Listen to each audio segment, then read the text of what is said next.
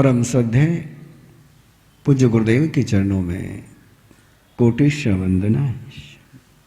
विराजमान स्नेह से तीर्थेशु श्री महाराज साहब, विदुषी महासती वृंद, उपस्थित भव्यात्माओं, भगवान महावीर की शासन कथा का काल एक प्रसंग हमने देखा कि कैसे शगडाल को गोशालक की धारणाओं से, गोशालक की मान्यताओं से पुरुषार्थ की मान्यता पर लेकर आए। अभय कुमार ने राजा श्रेणी के बेटा भी है और महामंत्री भी है। एक बार आंध्र देश से कोई गिफ्ट आए, कोई उपहार आया राजा श्रेणी के लिए। वापस रिटर्न गिफ्ट दे जा रही थी। तो रिटर्न गिफ्ट देते समय अभय कुमार ने आए हुए राजदूत को पूछा कि राजा का कोई बेटा है क्या? बोले है आरद्र कुमार। और अभय कुमार ने एक राजकुमार को गिफ्ट भेजी। और राजकुमार को गिफ्ट देते भेजते समय कोई शस्त्र नहीं भेजा है, कोई डायमंड नहीं भेजा है, कोई राजसी वस्त्र नहीं भेजे। भेजे तो साधना के उपकरण भेजे, धर्म के साधन भेजे।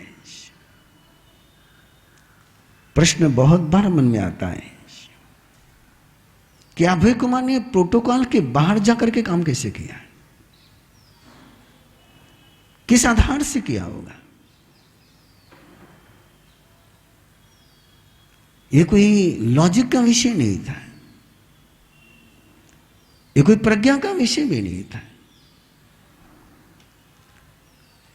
लेकिन अभय कुमार इनर वॉइस को सुनता था, और इनर वॉइस को सुनने का सामर्थ्य जिसके पास होता है, वो ऊपर से फालतू की लगने वाली बात भी ऐसी कर जाते हैं कि वो सही किनारे पर पहुंच जाती है। अभय कुमार ने कोई ये सोचकर नहीं भेजा था कि धार्मिक उपकरणों को देख करके आरुद्र कुमार कोई दीक्षा ले लेगा। इनर वॉइस के पीछे कभी क्लियरेंस नहीं मिलता है, और इसीलिए इनर वॉइस को सुनने के लिए बहुत हिम्मत लगती है।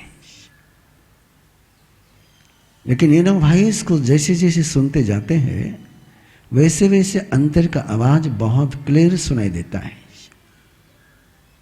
इसलिए अभय कुमार ने जिस समय धार्मिक उपकरण भेजे और वहां उस धार्मिक उपकरण को देखते ही आरुद्र कुमार को उसके अंदर का जो भावनाओं का तूफान था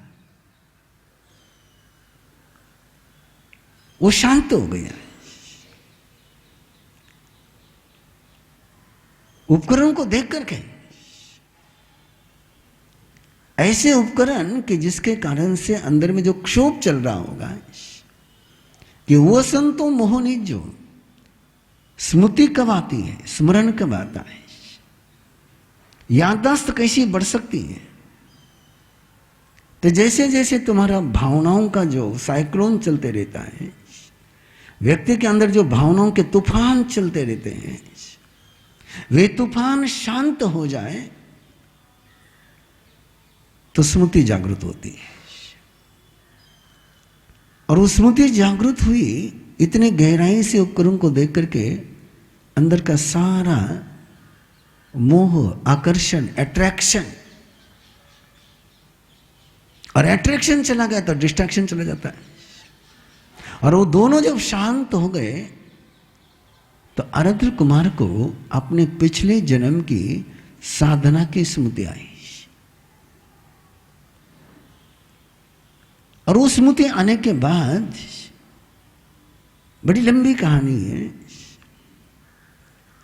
क्योंकि शासन कथा के कुछ पन्ने अब कुछ दिनों में मुझे पूरे करने हैं, इसलिए मैं कथा में कम जाऊंगा, शासन के साथ ज्यादा चलूंगा।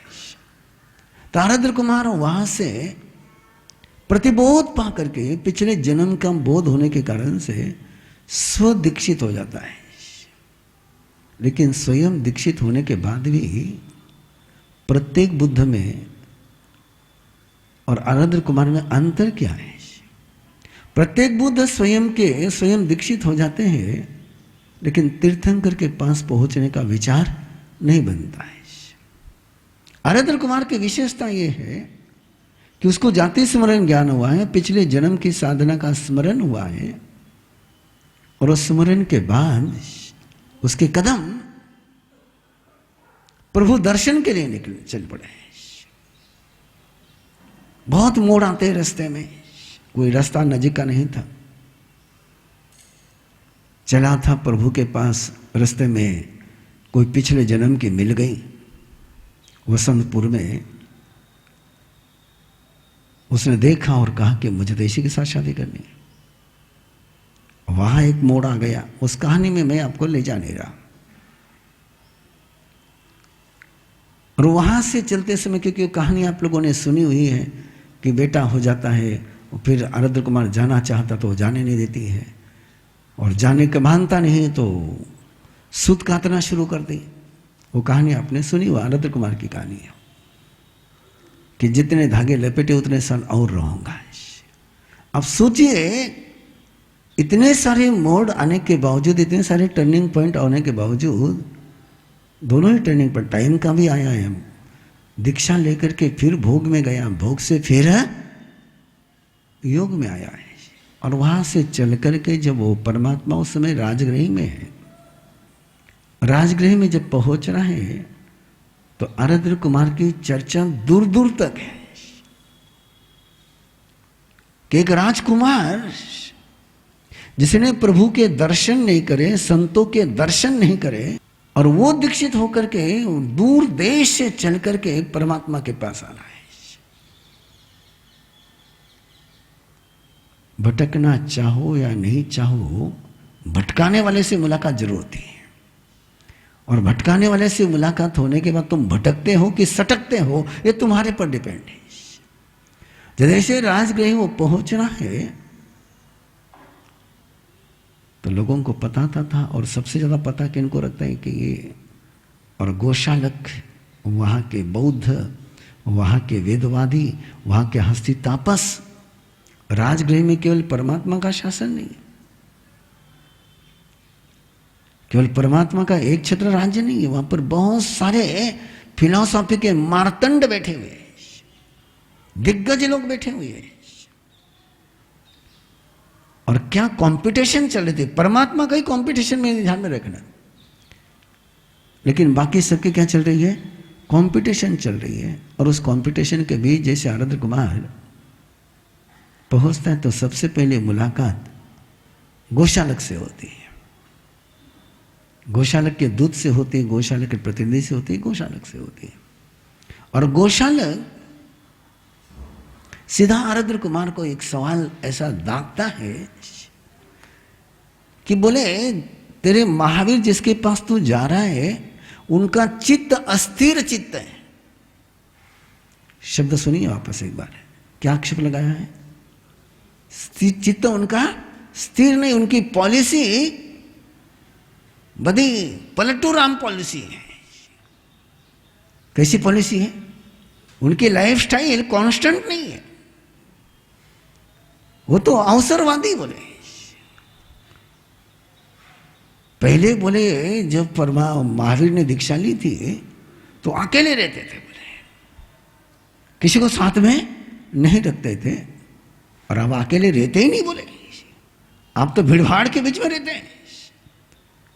तो पहले वो अकेले रहते थे ना, भीड़भाड़ के बीच में रहते हैं, इसका मतलब उनकी लाइफस्टाइल कैसी है? अवसरवादी है।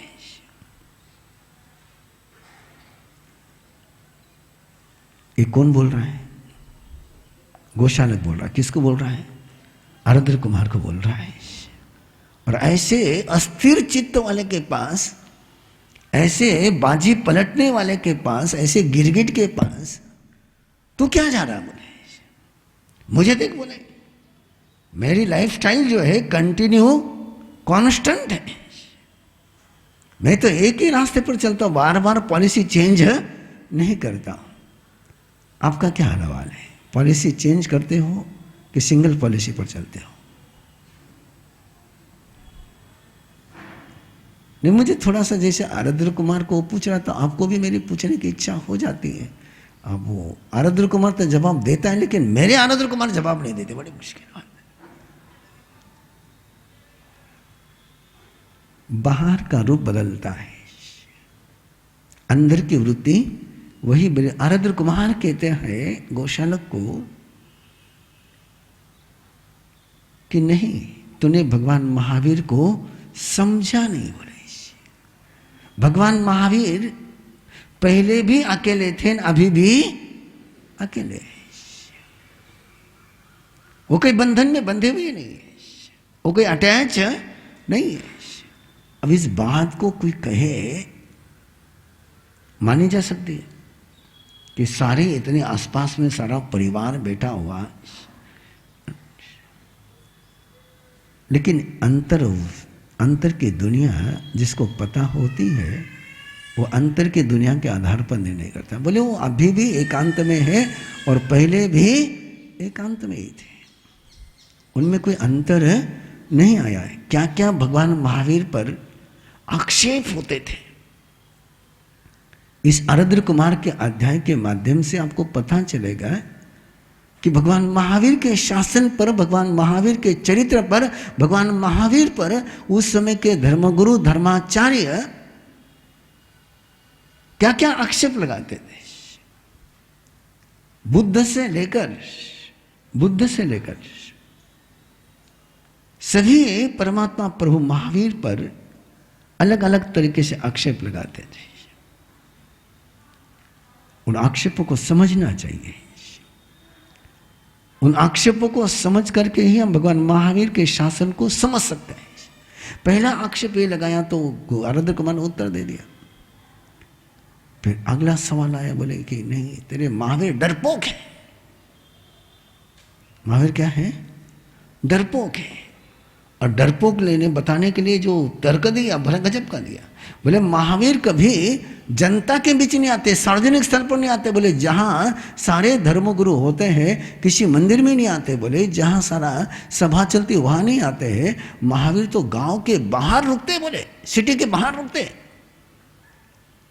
उनको गांव में आने से डर लगता है कि बोले गांव में तो बड़े बड़े पंडित बैठे हुए हैं, उनके सवालों का जवाब देना भारी जाएगा। इन लोगों से बचने के लिए महावीर कहां रुकते हैं? गांव के बाहर।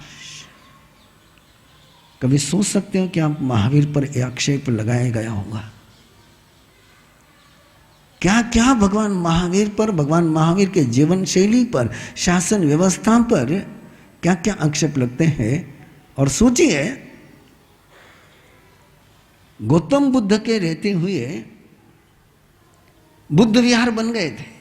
जगह जगह उनके श्रमणों को रहने के लिए आप जैसे सृष्टि उनको अलग अलग जगह भेंट करते थे, और उस सारी जगह को गौतम बुद्ध स्वीकार करते थे।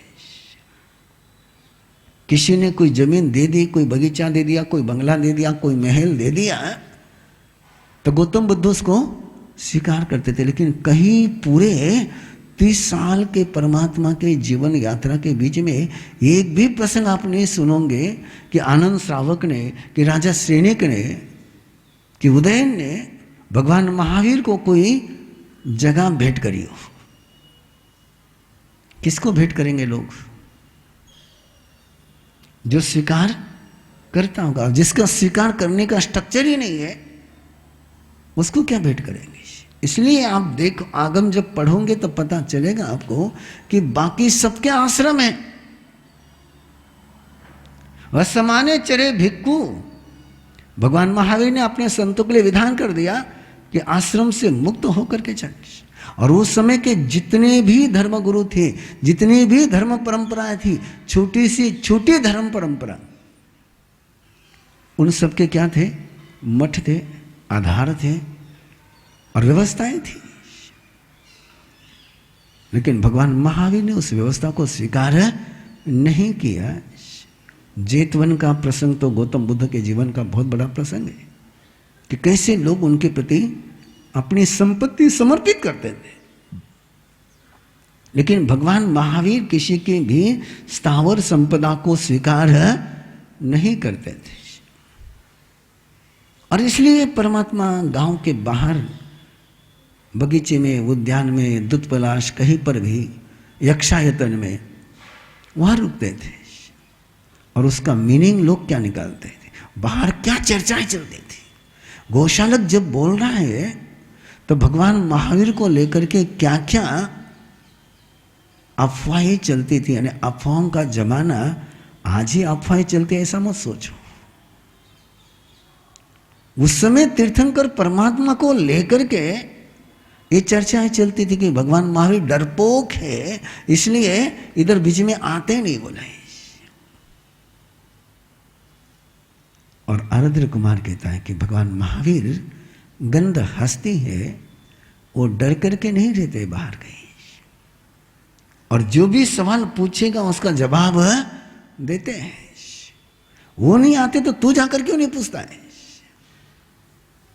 वहां कोई दरवाजा बंद नहीं है, वहां आने के लिए कोई नियम मर्यादा नहीं, कोई भी कभी भी आकर के सवाल पूछ सकता है।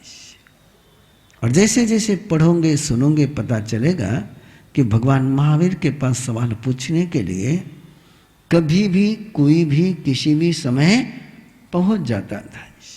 कभी भगवान पार्श्वनाथ के श्रमण पहुंचते, कभी स्कंदक पहुंचता, कभी गांगे पहुंचता, कोई भी जिसके मन में शिवराजर्षि पहुंचता, जिसके भी मन में ऐसा लगा कि मुझे मन में कंफ्यूजन है।